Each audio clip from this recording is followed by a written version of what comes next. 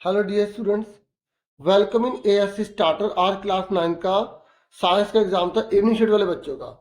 तो आंसर की आ गई है, आप अपने आंसर मैच कर सकते हैं कितने ठीक है। और जो नेक्स्ट ईयर के जो स्टूडेंट्स हैं या किसी और स्कूल के बच्चे हैं जो दिल्ली से नहीं है या जो प्राइवेट स्कूल के हैं और एनसीईआरटी को फॉलो करते हैं तो इस पेपर को देख के प्रैक्टिस कर सकते हैं। ठीक है, ठीक है। तो देखिए, मैं सिर्फ इसमें आंसर बताऊंगा और आप अपने आंसर मैच कर लेना। ये हिंदी में रहेगा, इधर इंग्लिश में रहेगा। ठीक है, तो पहला क्वेश्चन यहाँ पर हमसे पूछा गया था कि ना, क्वथनांक से कम तापमान पर द्रव के वाष्प में बदलने की प्रक्रिया क्या कहलाती है? The phenomenon of change of liquid into vapours at any temperature below its boiling point is called. तो उसको हम क्या बोलते हैं? इवेपोरेशन बोलते हैं। फिर नेक्स्ट क्वेश्चन था, वायु को द्रवित किया जा सकता है? बताओ, क्या हम जो गैस है उसको लिक्विड बना सकते हैं? तो कैसे बनाएंगे? दाब कम करके, दाब बढ़ाकर, तापमान कम करके, या दोनों? दोनों ठीक है। ठीक है, जैसे आप एलपीजी का यूज करते नहीं है, तो इस तरीके से था, इजी था। वो कह रहा है केमिकल चेंज बताओ इनमें से कौन सा है? रासायनिक। रासायनिक वो होता है जो वापस ना आ पाए। तो कौन सा है? लोहे के गेट पर जंग लगना क्या है? केमिकल है। Rusting of an iron gate, बाकी तो सब वापस हो जाएंगे। या कोई नई चीज का निर्माण होता है ना, उसे केमिकल चेंज कहते हैं। For building the cell membrane, the process of membrane biogenesis is carried out. The constituents that help in membrane biogenesis are। ये कह रहा कौन है जो membrane biogenesis को बनाने में, कैरी आउट करने में हेल्प करता है? ठीक है, और जो सेल के निर्माण में हेल्प करता है। तो आपको इसमें बताना था वो कौन था। तो इसका जो आंसर है वो है प्रोटीन एंड लिपिड्स। कौन है? Protein and lipid. जो एंडोप्लाज्म में आपने पढ़ा होगा ना, तो इसका आंसर क्या था? ए। ठीक है, उसके बाद पांचवे पर आ जाइए। पांचवा क्वेश्चन है, the animal tissue that covers all organs in an organism is usually separated from the underlying tissue by an extra cellular fibrous membrane which is known as. तो आपको बताना वो उसे, वो किसको बोला जाता है? जो जंतु उत्तक जो जीवों के सभी अंगों को ढकता है, आमतौर पर बाहें रेशेदार झिल्ली द्वारा नीचे रहने वाले उत्तकों से अलग होता है, उसे क्या बोलते हैं? तो डियर, उसका नाम होता है बेसमेंट मेम्ब्रेन। क्योंकि नाम से पता लग रहा है ना क्वेश्चन में। तो इसका आंसर क्या होगा हमारा? आधार झिल्ली। ठीक है, इसका आंसर क्या होगा? Basement membrane. ये थोड़ा सा आउट ऑफ था, है ना, थोड़ा डीपली में दिया था तो बुक में, और सपोर्टिंग में इसके बारे में एक्सप्लेनेशन नहीं है। ये कह रहा है वह उत्तक पहचानिए जो पौधों को पानी को ऊंचाई तक ले जाने में हेल्प करता है। तो बताओ कौन पानी लेकर जाता है? जाइलम लेकर जाता है। फ्लोएम जो होता है वो खाना लेके जाता है ना, तो इसका आंसर क्या है? जाइलम आ जाएगा। फिर उत्तक का पता लगाएं जो अंगों के अंदर की जगह को भरता है, आंतरिक अंगों को सहारा देता है और उत्तकों की मरम्मत करने में मदद करता है। तो बताओ वो कौन सा टिश्यू होता है जो पूरी तरह भरने का काम करता है? वो होता है एरियोलर टिश्यू। कौन सा होता है? Areolar tissue. फिर उसके बाद नेक्स्ट है, गति का तीसरा नियम को और किस नाम से जाना जाता है? हर एक्शन का अपोजिट रिएक्शन होता है, तो इसका आंसर क्या डी आ जाएगा। क्रिया की प्रतिक्रिया होती है ना। फिर ये कह रहा है, if an object is at rest, अगर कोई ऑब्जेक्ट रुका हुआ है और it tends to remain at rest, और वो रुका रहेगा जब तक हम उसको नहीं चलाते। इफ इट इज मूविंग, अगर वो चल रहा है तो चलता रहेगा। तो ये कौन सी प्रॉपर्टी होती है? किसकी होती है? ये होती है, आपको पता है, इनर्शिया बोलते हैं। इसे क्या बोलते हैं? इनर्शिया। ठीक है, जड़त्व का नियम बोलते हैं ना। कोई चीज रुके तो रुकी रहेगी, चले तो चलती रहेगी जब तक उस पर एक्सटर्नल फोर्स न लगा जाए। देखो कितना आसान है कि यूनिवर्सल जो ग्रेविटेशन है उसकी वैल्यू बतानी है आपको क्या होती है। तो इसका आंसर क्या है? ये वाला। उसके बाद ये कह रहा है, एक ह्यूज शिप फ्लोट कर रही है on the surface of the ocean because. बताओ वो क्यों तैर रही है? कोई चीज कब तैरती है? जब डेंसिटी वाटर की ज्यादा होती है ओशन में, है ना। तो इसलिए इसका आंसर क्या बी आ जाए। ठीक है, उसके बाद नेक्स्ट क्वेश्चन देखते हैं। नेक्स्ट है 12th। ये कह रहा है, वैज्ञानिक अवधारणा के अनुसार किसी वस्तु पर कार्य करना उसे कहते हैं जब, बताओ कब माना जाता है कार्य? जब हम फोर्स लगाएं और वो अपनी जगह से हट जाए, तभी तो कार्य माना जाएगा। तो डी आंसर है इसका। ठीक है, फिर नेक्स्ट है, प्रति एकांक समय में गुजरने ध्वनि तरंग के संपीड़न या विलयन की कुछ संख्या हमें देती है। क्या बताती है? बताओ क्या बोलते थे? उसे बोलते हैं frequency. The total number of compression or reflection of sound wave that cross per unit time gives us the frequency. Important question है, ये कह रहा poultry farming is undertaking to raise hands for egg and meat production, choose the correct pairs among the following. आपको पता लगाना है कि बताओ कौन क्या, बताओ ब्रॉयलर किस लिए पाली जाती है।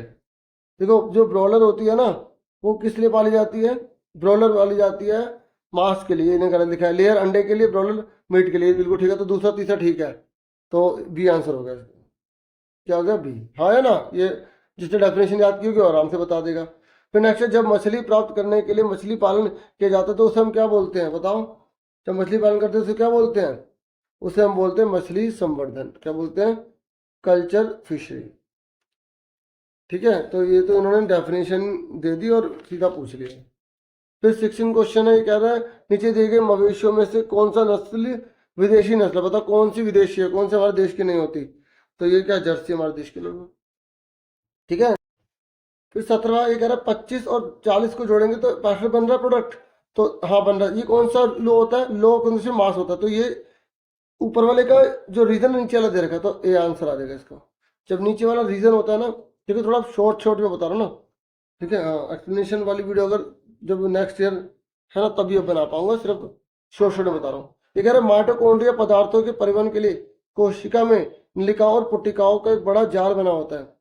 तो ये तो बिल्कुल गलत लिखा है, माइटोकॉन्ड्रिया तो एटीपी के रूप में एनर्जी को स्टोर करता है। नीचे वाली बात सही लिखी है ना, नीचे वाली बात सही लिखी है, ऊपर वाली बात गलत लिखी है। जब आर सही होता है, ए फॉल्स होता है, तो डी पे टिक कर देते हैं। तो इसका आंसर डी आ गया, है ना। फिर 19 कह रहा है an astronaut whose mass was measured, एक एस्ट्रोनॉट उसका मास मेजर किया गया, 56 kg था। अर्थ पर भी इतना होता है, मून पर भी उतना होता है। बताओ क्या केजी बदलता है अर्थ और मून पर, नहीं बदलता ना, क्योंकि मास कभी बदलता नहीं है। ये सही बात लिखी है। ये कह रहा है किसी वस्तु का द्रव्यमान हर जगह समान रहता है, तो दोनों बातें ठीक है और रीजन भी ठीक है। तो इसका आंसर भी ए आ गया। ठीक है बच्चों, मुझे तो पेपर बहुत आसान लगा है, और जो बच्चे मुझे मिले थे उन्होंने भी कहा कि सर पेपर आसान है। आप जरूर बताना कि आपको पेपर कैसा लगा था। ठीक है, कह रहे एक प्रतिध्वनि को सुनने के लिए मूल ध्वनि और परावर्तित ध्वनि के बीच का अंतर कम से कम 0.1 सेकंड का होना चाहिए। तो ये ट्रू है फॉल्स है, ये बिल्कुल ठीक है। देखो इको तभी सुनाई देती है जब 0.1 सेकंड से कम हो, हाँ है ना, ये तो सही है। ये कहता है distance between the source of sound and reflecting surface during echo should be at least 34.4। ये कहीं भी लिखा है, ऐसा जरूर थोड़ी है कि 34.4 होगी तभी हमें जो है एको सुनाई देगी, होगा, ऐसा बिल्कुल नहीं है। तो ए ठीक है, आर गलत है। जब ए ठीक होता है आर गलत होता है तो हम किस पे टिक करते हैं, सी पे टिक कर देते हैं। तो डियर इस तरीके से मैंने आपको ये 20 बता दिए, और ऑफिशियल आंसर भी आपको दिखा देता हूँ। ठीक है, एक बार आप देख लो। ठीक है, ये आंसर सारे देख लो, जो मैंने अभी आपको समझाया मैच कर लो, वही होंगे सारे। ठीक है,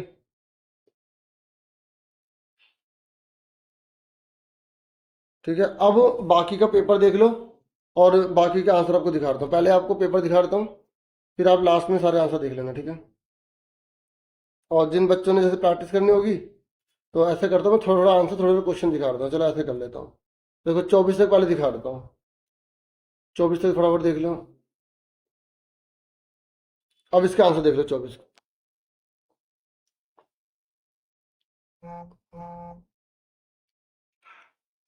ठीक है, एक ही मीडियम में अवेलेबल होंगे। आप गूगल ट्रांसलेटर से उसको ट्रांसलेट भी कर सकते हैं अगर आपको जरूरत पड़े तो। ठीक है, समझा नहीं पाऊंगा, सिर्फ दिखा रहा हूँ। ठीक है, बहुत सारी वीडियोस बना रखे हैं साइंस की, अगर कोई बच्चा पेपर अभी देना चाहता है, प्राइवेट का देख रहा है, तो वो देख ले। अच्छा अभी ना थोड़ा सा ब्लर हो गया था, अब एक बार दोबारा से देख लो। ठीक है, थोड़ा सा ऐसी इसमें ब्लिंकिंग सी होगी, क्योंकि मोबाइल थोड़ा लोकल है ना, इसलिए। ठीक है, अभी है जैसे भी है, चलो जो भी है ठीक है।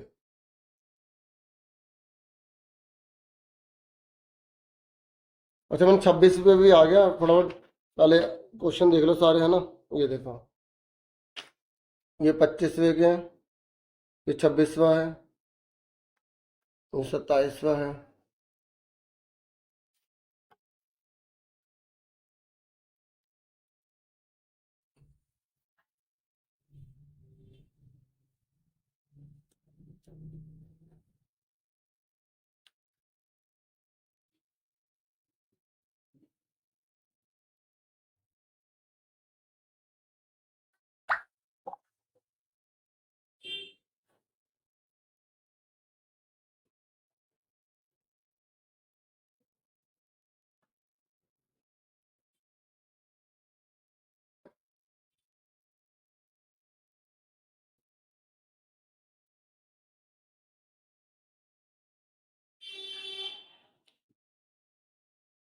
अभी 28 आ गए, ये देख लो एक बार। ये क्वेश्चन है,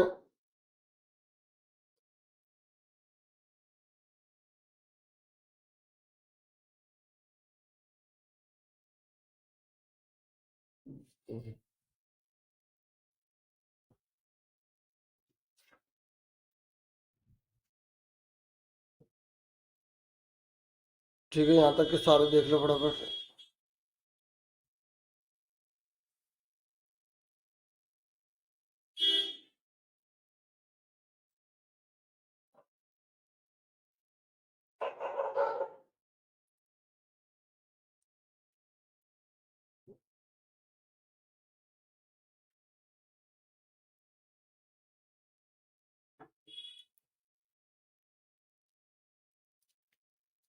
अभी 34 से हैं, उसके बहुत ही आसान थे क्वेश्चन, आपको कैसे लगे अब देख लो।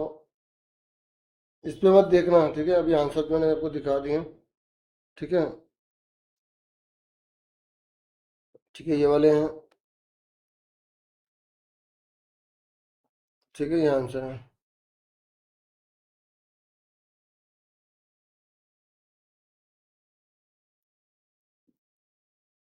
अब ये आगे के देख लो पेपर।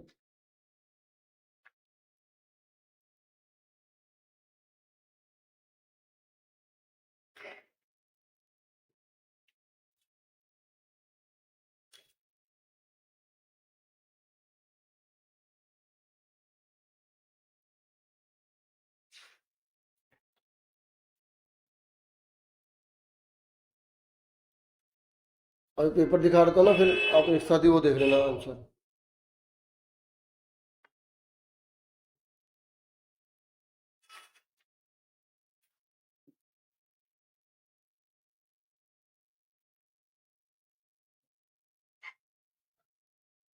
अब इसके आंसर देख लो सारे एक साथ ही, ठीक है, जो बच्चे कुछ हैं।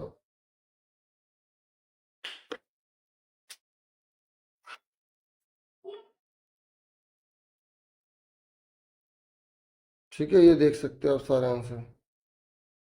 अब थोड़ा आगे पीछे वीडियो को कर लेना, थोड़ा सा आप कॉपरेट कीजिएगा, ठीक है। आराम से अब सारे मैं आपको आंसर दिखा रहे हैं एक ही बार में।